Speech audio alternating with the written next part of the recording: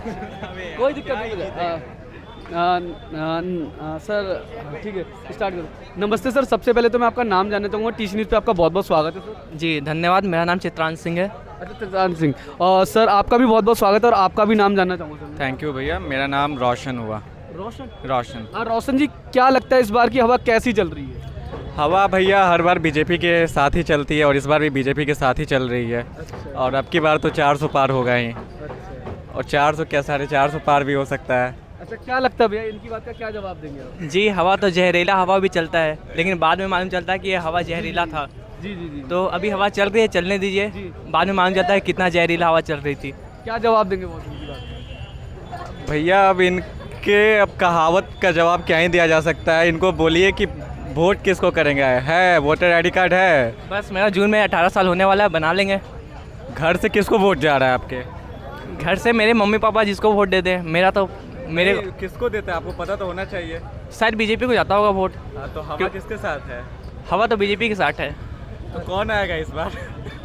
अब ये डिपेंड करता है कौन अच्छा काम किया है, कौन अच्छा काम नहीं किया है। वो ठीक है बॉस, मैं मुद्दे की बात करता हूँ। सबसे आप दोनों युवा हैं, आपस में बच्चों की तड़ने से कोई फायदा नहीं। इस बार का आपको पता होगा सबसे बड़ा मुद्दा बेरोजगारी और महंगाई है। मैं दोनों से एक एक करके आता हूँ और दोनों के जवाब लेता हूँ। आपका क्या कहना है कि बीजेपी के राज में बेरोजगारी है?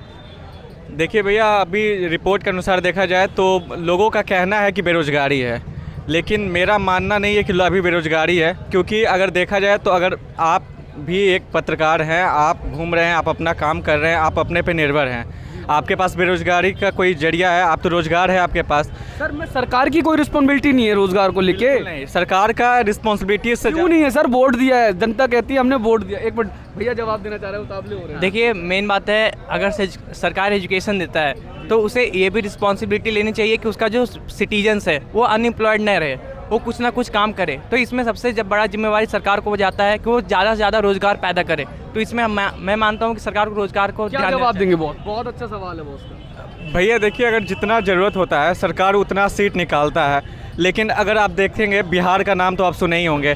अब बिहार जैसा राज्य में ग्रुप डी रेलवे का नौकरी होता है। ग्रुप डी में क्या होता है? झाड़ू पोछा लगाना होता है, छोटा मोटा काम होता है। अब उसके फॉर्म के लिए 10 करोड़ आदमी सीट भरता है। तो अब ये तो अपना बेरोजगारी में भीड़ लगाने जैसा बात हो गया। आप अगर रोज पढ़े लिखे हैं तो मेरा मानना है कि अगर आप पढ़े लिखे हैं तो आपके पास नौकरी हो ही जाएगा। इसके लिए अब सरकार जिम्मेवार ठहराएंगे इसको। सरकार को बाकी काम भी है, देश का विकास करना है, अलग अलग क्षेत्रों में काम करना है। जब युवा का विकास होगा तभी तो देश का विकास होगा बॉस। तो विकास के लिए सरकार योजनाएं तो ला रही है ना। अब आप एक मिनट जब आप बोल रहे हैं कि सरकार जितने वैकेंसीज उतने सीट निकल रहे हैं, लेकिन हमारा डेटा ही शो करता है कि हर एक डिपार्टमेंट में वैकेंसी की कमी है, मतलब लोगों की कमी है। नहीं, कांग्रेस ने बोला भी, सर मैं इसका जवाब दे दूं कि अभी भी हमारे देश के अंदर 30 लाख पद, हमारे देश में 30 लाख पद खाली है। आपको पता होगा राहुल गांधी जी का ये एक रैली में वक्तव्य था, भाषण था। ये इन्होंने बिहार का जिक्र किया। जब नीतीश कुमार बीजेपी के साथ थे तो तेजस्वी यादव बोलते थे कि हम सरकार में आएंगे तो 10 लाख नौकरियां देंगे, 30 लाख नौकरियां देंगे। जो कि वो नीतीश कुमार के साथ आए और बीपीएससी का एग्ज़ाम लेकर शिक्षा भर्ती निकालें, तो वहाँ पर पद खाली थे, उन्होंने पद को भरा। अब बीजेपी की जब सरकार थी तो वो मानते नहीं है कि पद खाली है और वैकेंसी निकालते नहीं है। तो जब एम्प्लॉयमेंट का बात आता है तो सरकार चाहे तो एम्प्लॉयमेंट दे सकता है, लेकिन वो नहीं देता है। पता नहीं क्यों वहाँ अपने बजट काट देते हैं और बजट कहीं और लगाते हैं। आप क्या जवाब देंगे भैया इसकी बात? आप अपने मुद्दे में ही फंसते जा रहे हैं भाई। भैया देखिए, अगर बात सिर्फ बेरोजगार का हो रहा है तो मेरा मानना है जहाँ तक कि अगर मैं पढ़ा लिखा हूँ तो मेरे लिए रोज़गार ढूंढना कोई बड़ी बात नहीं होगा। अब वो भले सरकारी हो या प्राइवेट हो, वो मेरे हाथ में कि अगर मैं पढ़ा लिखा हूँ। और अगर मैं आप ही से पूछता हूँ, अगर आपके घर में 5 लोग हैं जो पढ़े लिखे हैं तो क्या उनके पास रोज़गार नहीं है? क्या कहना चाहेंगे वो? भैया हम तो डेटा पर बात करते हैं। हाल में ही डेटा रिलीज हुआ जिसमें दिखाता है कि जब प्यून का भर्ती निकलता है उसमें पीएचडी किए हुए लोग प्यून का एग्ज़ाम के लिए रजिस्टर करते हैं। क्या पीएचडी किए हुए लोग पढ़े लिखे नहीं होते हैं? तो प्यून का एग्ज़ाम देने के लिए वो क्यों भर्ती होते हैं? क्या जवाब देंगे वो साहब? भैया अगर देखा जाए डेटा के अनुसार तो हमारा जो अभी यूपीएससी का एग्ज़ाम हुआ है उसमें भी आईआईटी का बच्चा बैठ रहा है, उसमें भी मेडिकल का बच्चा बैठ रहा है। तो अब किसी क्षेत्र में कोई दूसरे क्षेत्र का बच्चा आ रहा है तो इस पर तो कोई रोक टोक नहीं लगाया जा सकता। अब पीएचडी वाले अपने लेवल का काम छोड़ के पियोन का काम ढूंढ रहे हैं, तो इसमें अब सरकार आप बात कर रहे हैं कि वो पढ़े लिखे नहीं है। अगर वो पढ़े लिखे होते तो उनको रोज़गार मिल जाता। तो जो पीएचडी किया हुआ है उसे उसका ढंग का जॉब नहीं मिल रहा है। अगर आप 8 साल 9 साल लगा के पीएचडी कर रहे हैं तो आपको उस हिसाब का जॉब नहीं मिल रहा है, इसलिए आप प्यून का नौकरी करने के लिए आप तरस रहे हैं, इसलिए आप प्यून के नौकरी में भर रहे हैं। ये नहीं है कि जो पीएचडी किया हुआ है। आप बहुत आगे तक पहुंच गए, उस बात को छोड़ते हैं। तो आपको मैं एक एक करके दोनों भाइयों से क्वेश्चन, आप प्रधानमंत्री बनते हो किसको देखना चाहिए? मैं तो प्रधानमंत्री बनते हुए ऐसा कोई साफ नेता नहीं दिख रहा है, पर हाँ ऐसा कोई नेता मैं देखना चाहता हूँ जो एजुकेटेड हो, जो मुद्दों का बात करे, ना कि रिलीजन पर जाए, ना कि मंदिर मस्जिद ये सब पर बात करे।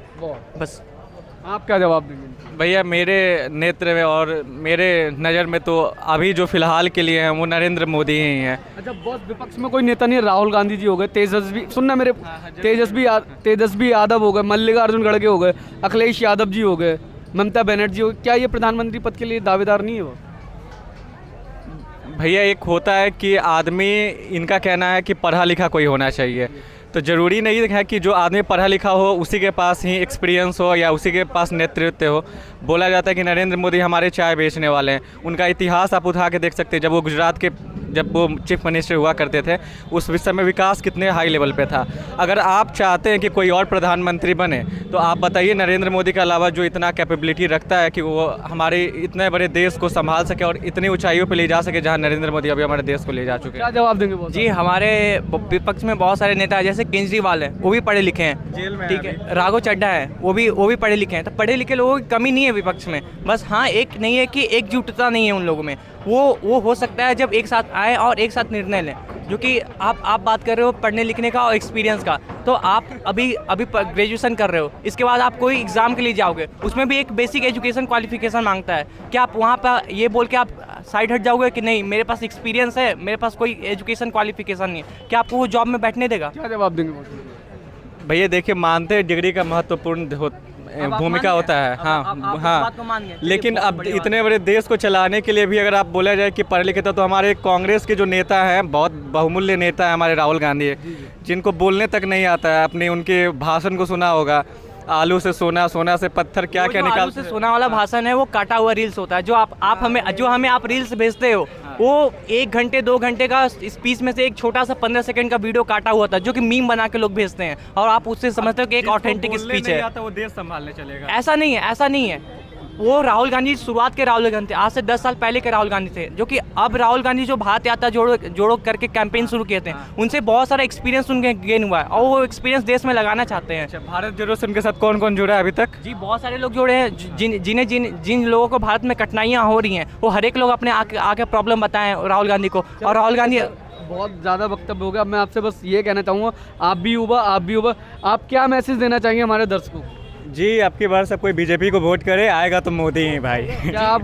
जी, मैं यही बोलना चाहता हूँ कि किसी के बहकावे में ना जाएं। जो पढ़े लिखे होते हैं, जो आपका मुद्दा उठाए, उनको वोट करें, ना कि प्रधानमंत्री का चेहरा देख के वोट करें। आप उसका चेहरा देखें जो सांसद है, जो आपका मुद्दा उठाए, पार्लियामेंट में जाए। जी, धन्यवाद। बहुत बहुत